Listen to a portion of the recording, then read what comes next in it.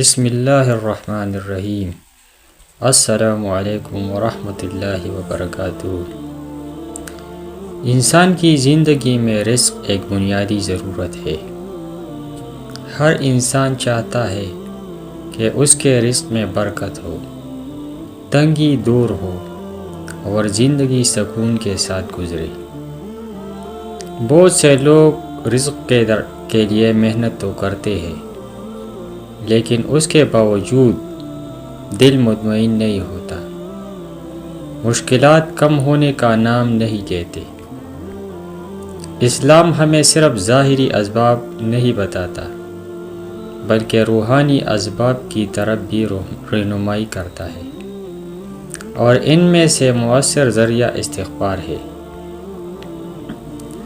استغفار کا مطلب ہے اللہ تعالیٰ سے اپنے گناہوں کی معافی مانگنا، اپنی کوتاہیوں پر ندامت کرنا اور آئندہ گناہوں سے بچنے کا پختہ ارادہ کرنا۔ یہ صرف زبان کا ورد نہیں، بلکہ دل کی کیفیت ہے۔ جب بندہ سچے دل سے استغفر اللہ کہتا ہے تو وہ دراصل اپنے رب کے سامنے جھک جاتا ہے، اور یہی عاجزی اللہ کو سب سے زیادہ پسند ہے۔ اللہ تعالیٰ نے قرآن کریم میں واضح طور پر استغفار کو رزق میں اضافے کا سبب قرار دیا ہے۔ سورہ نوح میں ہے، حضرت نوح علیہ السلام اپنی قوم سے فرماتے ہیں،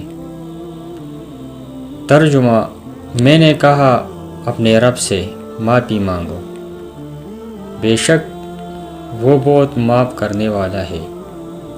وہ تم پر آسمان سے خوب بارش برسائے گا، تمہارے مال اور اولاد میں اضافہ فرمائے گا، اور تمہارے لیے باغات اور نہریں بنا دے گا۔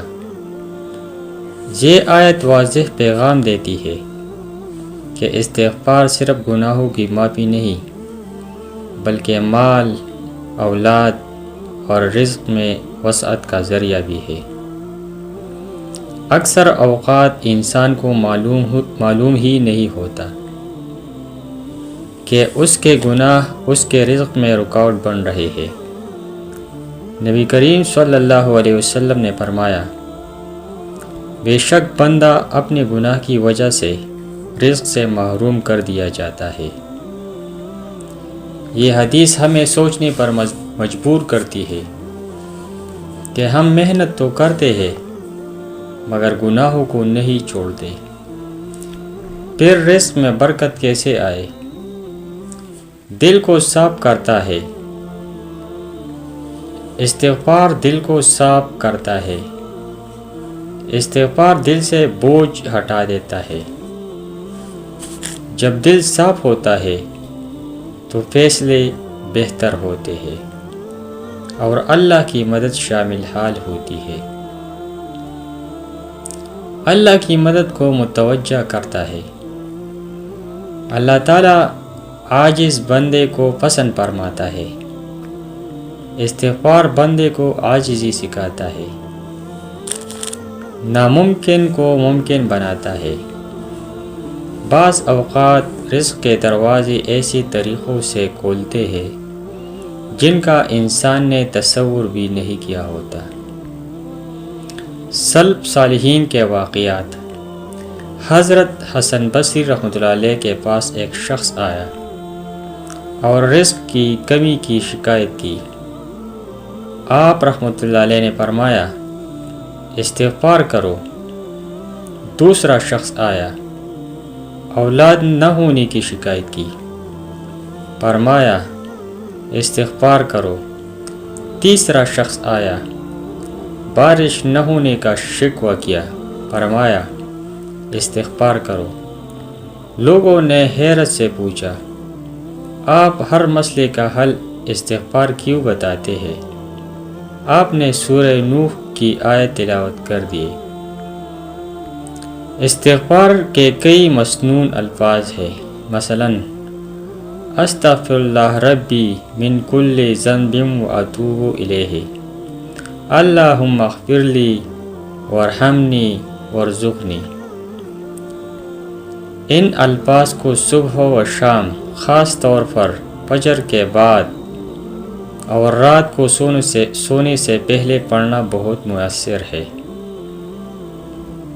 رزق میں برکت کا بہترین نسخہ۔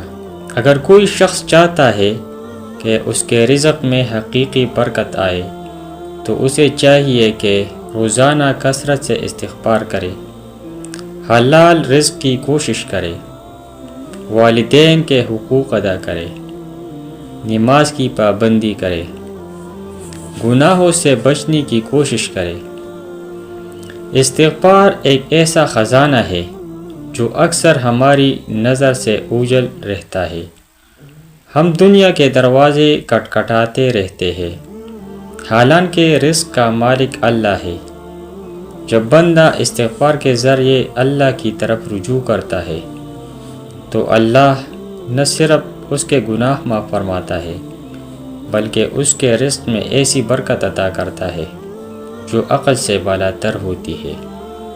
اگر آج ہم سچے دل سے استغفار کو اپنا معمول بنا لیں تو یقین رکھیں کہ تنگی آسانی میں بدل جائے گی اور رزق وہاں سے آئے گا جہاں سے ہم نے کبھی سوچا بھی نہ ہو۔